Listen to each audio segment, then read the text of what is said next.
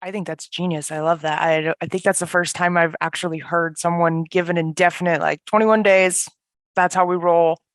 That gets it done. And it sounds like you have a staggering amount of data that provides that. And I think we knew the first 3 days are going to be prime, but to have that, okay, get it done in those 21 days, now you have a timeline. Now you have something to kind of track and pay attention to. Because for sure, I do remember those 30, 60, 90s, and they were a 90-day follow up. You're praying. Yeah. You're Yeah. They're hoping and gone. praying. They're gone. They're Or gone. who knows? They already bought, like something happened. It's 3 months down the line. Yeah.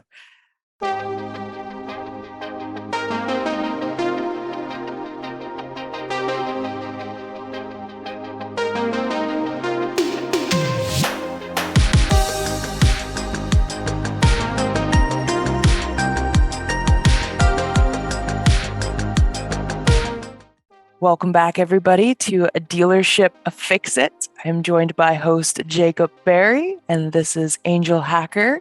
Hope everybody's having a wonderful day out there in the power sports industry. How are you today, Jacob? Doing pretty good. How are you doing today, Angel? I'm doing awesome, man. Doing great. So what are we talking about today? Today, I woke up with a little bit of an inspiration of scoreboards. How do we track and measure and manage the goals that we want to hit? How do we develop the scoreboards and the tracking to continue to improve on our performance? Yeah, I mean, there's many different ways that you can go about that. I think that it's first, the first exercise in this is to identify what part of the dealership that you're looking to build the scoreboard on to track and maybe develop these KPIs, right? These key performance indicators.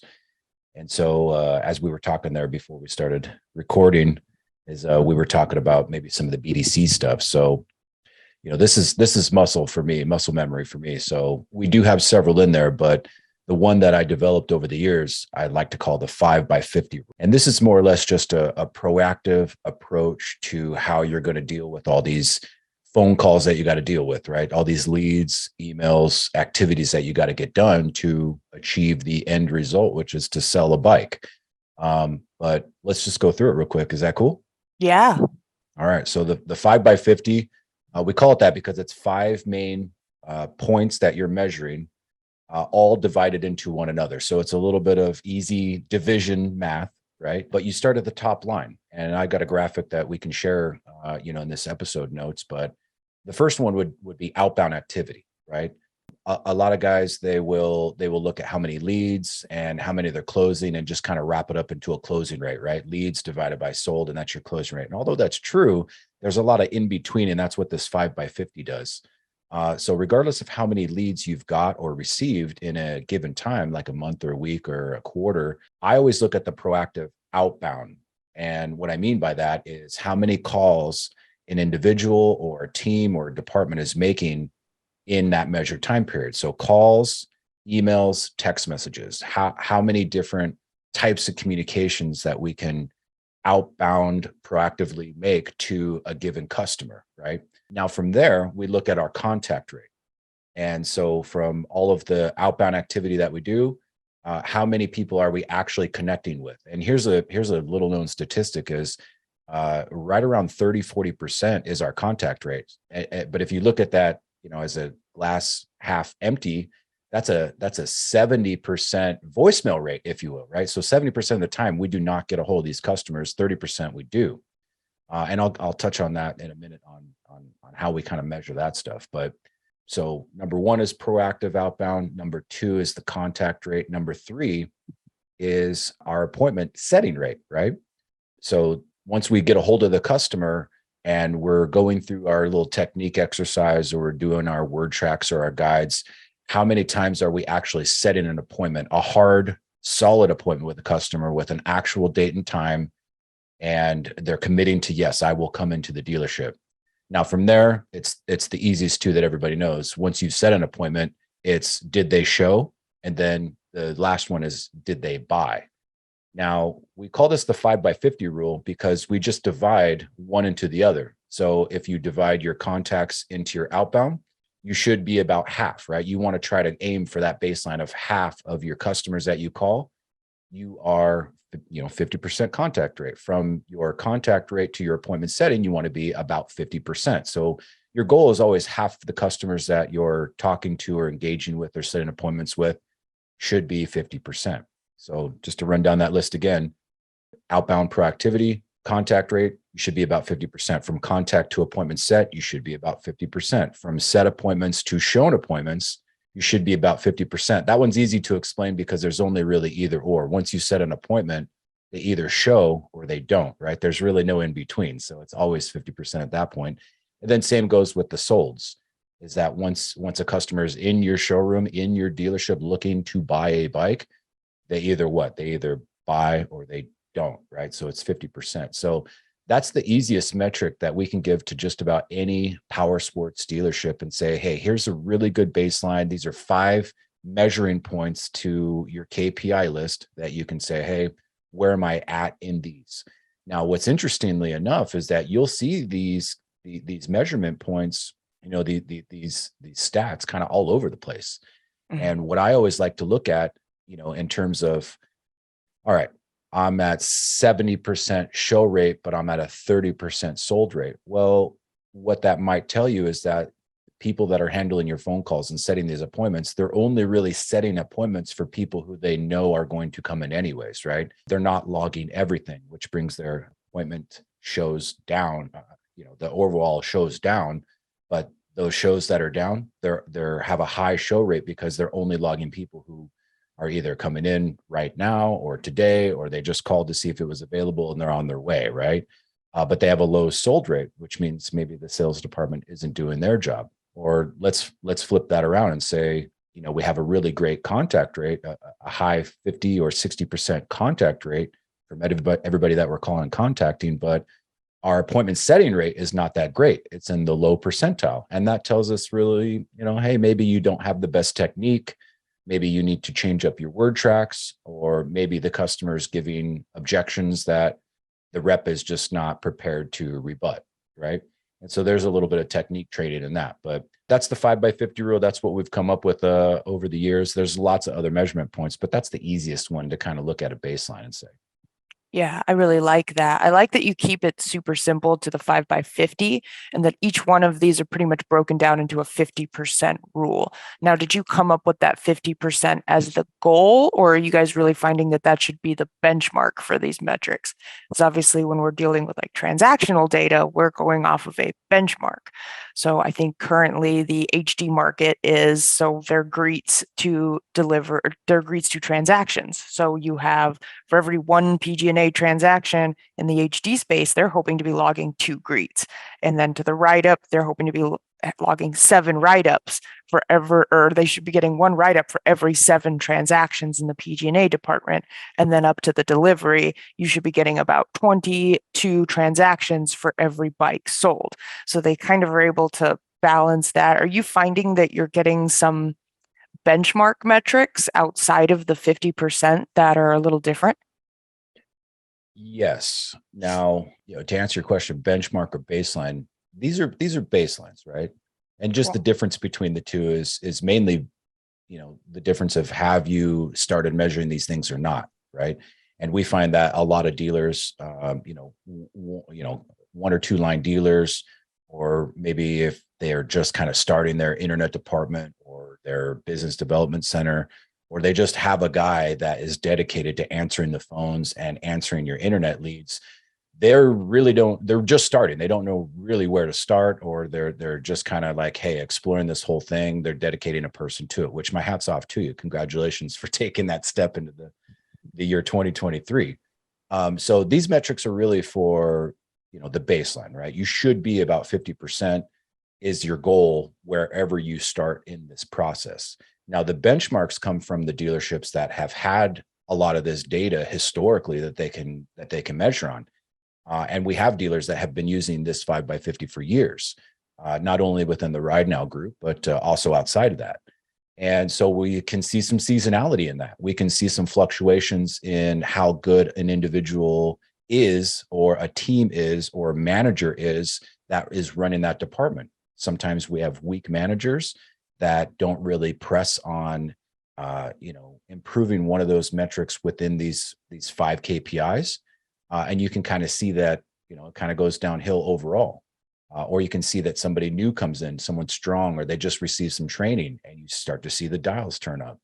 And so they're really, they're really kind of a good, looking glass into each one of these KPIs, depending on how much historical data you have to look into it and say, where's my improvement going in this whole process, daily, weekly, monthly. I love that. And I think for somebody that doesn't already have this in that historical data, is that it's never too late to start, right? Like, this is a tracker you could build today, a scoreboard that you can set up today based on every day, how many leads did you get? Every day, how many outbound transactions really occurred? Because I look at that outbound activity as a door swing, right? That's how many people came through. You picked up the phone, you sent an email, you sent a text. Now, I did want to ask that question on your perspective. Are you considering all outbound activity equal, or are you only counting certain outbound activity as superior to the other? That's a great question. Phone calls are superior. Okay. Beautiful. But I'm not in some kind of disillusion to say that customers are always answering their phone, right? Because oftentimes we do a lot of business through text message these days. And when it comes to email, that's still a very powerful tool that you can, transmit a lot of different data, links and images and documents, right? That you can do through email. That text is maybe a little bit more limited, but the phone call has the most weight to it, because when it comes to the other two, email and text, you can't emote, right? You're now audibly listening to my voice, and you can hear my influx go up and down. You can hear me talk faster, and I get a little louder when I get excited, or when I want to be serious, I can kind of bring down my tone a little bit. And that leads to maybe a little bit more intently listening. And so you can't do any of that stuff when you're on a text message or an email, because it's just part of that human nature, right? We hear that emotion come through verbally versus through contextually on a text, right? So I do put more weight into a phone call, and we do stress making the phone first, but we're also not dumb, and we say they're going to answer a text message probably twice as many times as they would answer a phone call. And that's just kind of the truth of the matter in 2023. Beautiful. So for a manager measuring these, and for a person performing the activities themselves, you would track each activity as: I sent a text, I sent a phone call, I sent an email, that person emailed me back. Would you consider that email back one activity into that second box? So you'd have 3 swings and 1 received. So let's be clear on that. Okay. These are outbound. Think of it like fishing, right? So you're gonna hook up your line, and you're gonna throw the lure in the water, but you're not always going to catch on the first one. So you may need to reel it back in, throw it out again, right? Still no bites. Reel it in, throw it back out. So those are all attempts at contact, is how we look at that. Now, once you get a reply, now it's on, right? The conversation is happening. You're starting to have some rapport, some engagement back and forth. Maybe they ask you a question, you're asking questions. You're trying to put together this little communication package to get them to that next step, which is to be setting a specific day and time to come and visit the dealership and take a look at a couple bikes. So I do not count replies in that. I only count the outbound. And to answer your other question, even though it's phone and email and text, and they answer only on the email, if they only answer once and then they go silent again, I'm going to re-engage them into that same process of just outbound, outbound, outbound. And mind you, this only goes on in our process for 21 days. But after that 21st day, on day 22, we kind of cut it off, and we say, look, we're getting no response out of this customer. I don't have the manpower or woman power to efficiently keep going with the constant, hey, are you still interested? Hey, are you still looking at this bike? On day 22, it gets cut off, and that goes over to our long-term follow-up into like newsletters, or like, hey, here's our event coming up in the next month. And we let that automation kind of handle it from there. And then we just keep working on those new engagements that we're always trying to, use through our marketing, through lead generation and whatnot. And the new customers always kind of come to the top.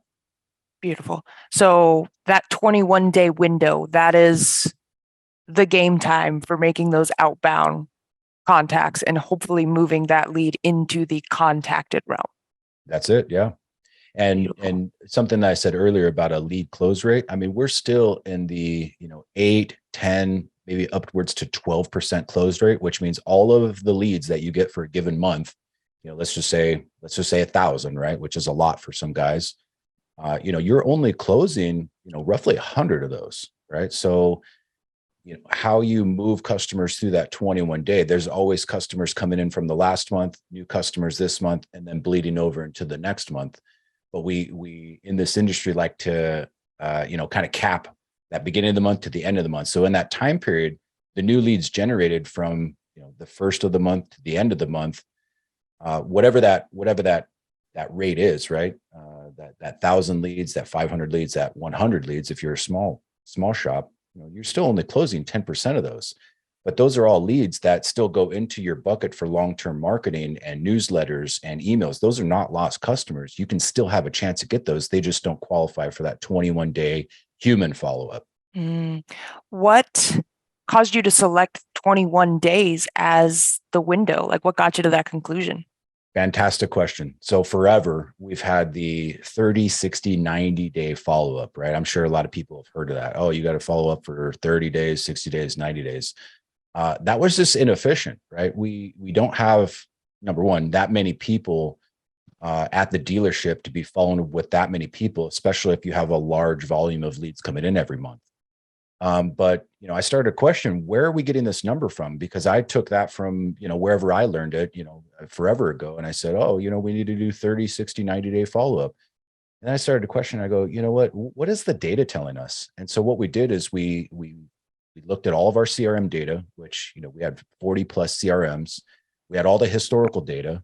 We tapped into the automotive market and started looking at all their CRM data, from e-leads to VIN solutions to Dealer Socket, even some of these other smaller ones, right? And we go, well, what is the day that a lot of customers are falling off? And we found some pretty interesting statistics. And here's a couple of them.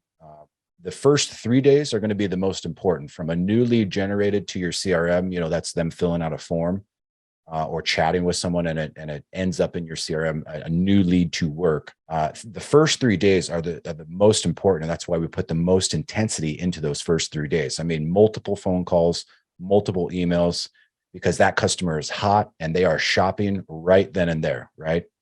And we just know about our business being impulsive anyways, right? When someone gets a wild hair and they go, oh, I want to buy a motorcycle today, chances are they're buying one that day or the next day, right? So those first 3 days are super important and super heavy on the outbound. But to answer your question, the 21-day is where we saw a sharp drop, right? We started looking at this data and put it into these line graphs, and we can see consistently through all these CRMs that we measure, regardless of the brand, when someone submits a lead on that 22nd day, boom, it almost goes into, halfway, down to the zero engagement line. And we just go, what, this is kind of this point to where we can go, let's just cut off the human interaction, where we mandate all of our reps to continually do these follow-ups, to kind of stop at this point and let the automated emails and newsletters take over from there. So we're still in their inbox. It's just not a human touching it at that point. I think that's genius. I love that. I think that's the first time I've actually heard someone give an indefinite, like 21 days, that's how we roll, that gets it done. And it sounds like you have a staggering amount of data that provides that. And I think we knew the first 3 days are going to be prime, but to have that, okay, get it done in those 21 days, now you have a timeline. Now you have something to kind of track and pay attention to. Because for sure, I do remember those 30, 60, 90s, and they were a 90-day follow-up. You're praying. Yeah. You're hoping and praying. They're gone. Or who knows? They already bought, like, something happened. It's 3 months down the line. Yeah. Wow. Okay. You mentioned earlier too, I wanted to swing back around to that. You had a very defined how many emails, how many texts, how many phone calls. How did you guys get to that conclusion? I think it was like 10 emails, 8 texts. Yep, that was through trial and error. We were looking at the right amount of messages, right? Because every operator's worst fear is that we're over communicating. I don't believe that, but I'm a realist, and I want to make sure that the guys who are putting my play into action at their dealership, they're not going to hate it as soon as they look at it, right? So it's more of okay, what does the dealer principal think is an appropriate amount? What does the data tell us that is the most engagement? And what is the customer most likely to respond to our messaging with? Now, mind you, the first 3 days are the most intense. So it's, day 1, day 2, day 3, and then it starts to skip in the sequence there a couple different days to where you're not badgering them every single day. And it gives you a little bit of time to breathe, right? As the rep doing the phone call. But there's 2 phone calls on the first day. There's 2 emails on the first day. There's a text opt-in because we have to have that for compliance, right? On the first day. So I mean, there's 5 messages technically on the very first day out of that whole sequence. And so you're trying to find that sweet spot of, hey, Mr. Customer, you have our attention. We have what you want. We want to try to deliver this, excellent experience for your next motorcycle purchase, but we don't want to bombard you with just a bunch of junk, right? We want to try to put some valid information within this messaging that says, hey, we're a good business to deal with. And mind you, that's one point that I always used to say, that last comment there, is that not a lot of people think about this, but a lead is a person, right? We always kind of talk about it as, oh, I've got this email notification, or this dinger went off on my CRM saying I got a new lead, but that's a person behind that, right? There's an angel hacker or Jacob Berry out there that submitted that form online. They looked at your inventory, they found whatever marketing you have, they looked at whatever, Instagram post, and they found your website, or they found this lead form where you have your dealership's information posted, and they took the time, 5, 10, 20 seconds to put in their name, to put in their email, and then maybe more, like a phone number and what bike they're interested. And they hit that submit button. There's a human on the other end of that, right? And so, just remembering that there's a person behind that other side of the screen is key. And what you choose to do with that information is up to you, because they've already decided to do business with you. Whatever your listing did to make that next engagement, it was priced right, or it was the available inventory, or it was just something in their local area. They've already made that decision to say, okay, I want to take the next step. I submitted my lead. I'm choosing to do business with this dealership. All you have to do as the representative of that dealership is not screw it up at that point, right? You just have to reassure them that, hey, yes, you've made the right decision in choosing me and my dealership and this piece of inventory to buy. I'm not going to screw that up for you, Mr. Customer. Yeah, I love that reminder and love that perspective of that a lead is just as important, if not more important, than a greet. And getting more and more data and KPIs against leads to the same degree that we do greets is going to be a massive impact on anyone's business, without a doubt. For sure. For sure. We always looked at it as 2 different things, in store and not in store. But when you think about it, your dealership will typically have multiple sales guys, right? And you need that, right? I call them product specialists, because we really want to train them on the product presentation, the walk around, and maybe some negotiating skills when it's time to do the deal. But how many swings or showroom visits do you get in a month?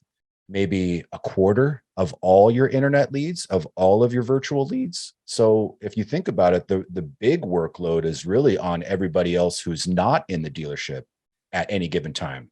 You may get 1 or 2 showroom ups for the day, or a couple more, depending on what size your dealership is and what kind of brands you carry. You only get a handful of showroom visits that day if people walked into your dealership, but you might get 20 internet leads, or you might get 5 phone calls, or, a couple of chats that day. And when you think about the responsibility of the roles that we've hired for in these dealerships, you've got 5 or 6 sales guys roaming the floor looking for that next up to close, where most dealerships, they have 1 or maybe 1.5 internet guys or business development people that are there to answer 100% of your phone calls and your internet leads, the ratio is a little bit off to me, but that's what we're trying to change. Yeah, I think it's definitely time. And this has been awesome, Jacob. So a little bit of a recap. You've got your 5x50, you've got your outbounds, and then you have those contacts. How many of them are getting contacted? Splitting each one of those kind of down the line into appointment setting. Cool. You got an appointment set. Then you have your appointments kept. And then out of those appointments kept, how many of those are actually turning into full blown leads? And that is just a fantastic starting point, or just even a refresher into looking at how you're handling some of your web leads and your outbound outreaches. That's it right there, Angel. Yeah. Awesome, man. This has been fantastic, Jacob. I appreciate you giving us all that wonderful insight. For our dealers out there that want more guidance on this, that need more assistance, where can they go to get a hold of you to get some more context to this? Well, we got a couple resources out there, a couple PDF downloads that I'll include in the show notes here, wherever you're listening to this. Just go to the profile there and we'll have a link for you to explore some different resources for your dealership to use today. Awesome. So appreciate it, Jacob. I look forward to talking more about these scoreboards and measurements and management so we can increase our overall performance in these dealerships. Thank you, Angel. Thanks, Jacob.